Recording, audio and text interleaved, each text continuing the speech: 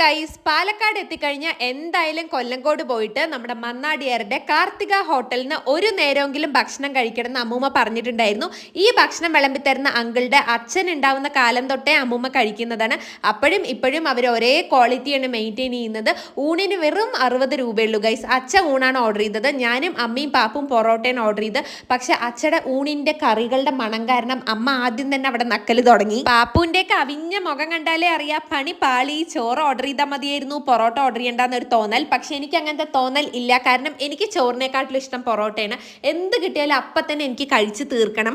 അങ്ങനെ ഞാനെടുത്ത് വായിലിട്ടു ഗൈസ്. പക്ഷെ 8ന്റെ പണി കിട്ടി. വായും പൊള്ളി, കൈയും പൊള്ളി.